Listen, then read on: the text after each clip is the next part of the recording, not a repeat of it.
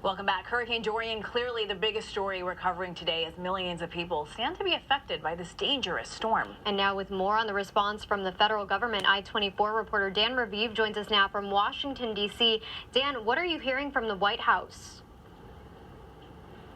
Hey, Hannah and Asia, the White House just put out statements saying that the president has approved emergency declarations for 2 more states. He had already done so for Florida. We know that's an important state to him, not only, of course, in next year's election, but beyond that, all the property that the Trump real estate organization has in Florida. Now he has also emergency declarations for Georgia and South Carolina going up the coast, responding, of course, to what the governors of those states are doing, what they want, to know that the Federal Emergency Management Agency is totally ready. On Sunday, President Trump visited FEMA headquarters here in Washington, and so he wanted to look very involved, and he put out a message that says he's telling all Americans in the path of Hurricane Dorian to heed evacuation orders and all instructions from local authorities. So all of it very expectable. The president's trying to put out a message that he's worried about all this.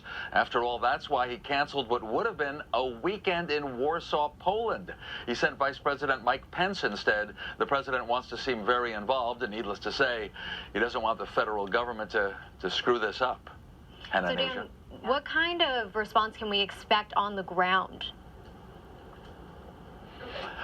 FEMA does have a lot of resources that have been pre-placed there. After all, there was a lot of warning that Dorian would be big, that it was heading potentially for the southeastern coast of the United States. You know, we still don't know whether the hurricane will actually make landfall ever in Florida, Georgia, and South Carolina, but FEMA's ready, and even if it doesn't make a landfall, needless to say, the outer rims of this giant and powerful hurricane would still cause tropical storm force winds, maybe even hurricane force winds, and so FEMA has, for instance, a lot of food, a lot of medicines, a lot of bandages, a lot of capability working with the U.S. military to fly in even more.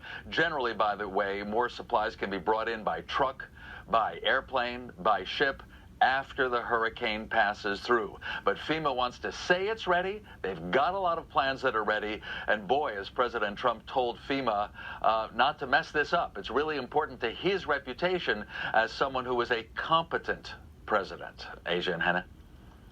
And like you mentioned, he did cancel that trip to Poland over the weekend because of this hurricane. You're in D.C. You're actually not on the ground in Florida. You mentioned he's already contacted many of the governors along the coast. Has he mentioned trips? Has he mentioned just how much aid they will be getting? Or is it just kind of, I'm going to wait and see?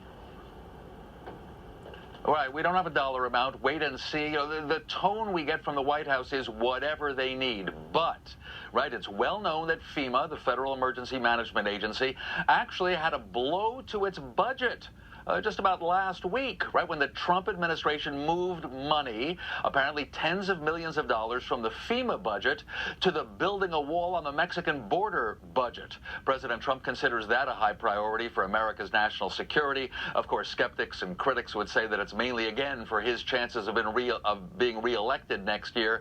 And so Trump has moved money to the wall project away from FEMA. Still, the president claims FEMA has whatever it needs. It doesn't even have a permanent director. The president hasn't nominated anyone to take over FEMA. There's an acting director. Again, Trump says, I like acting. Acting's very effective. They certainly have a lot of professionals there at FEMA, but, you know, it's one of many departments in the Trump administration that aren't fully staffed or fully led. Dan Raviv from I24, live from Washington, D.C. Thank you so much. We'll check back in soon. Incredible reporting, Dan. Thank you so much.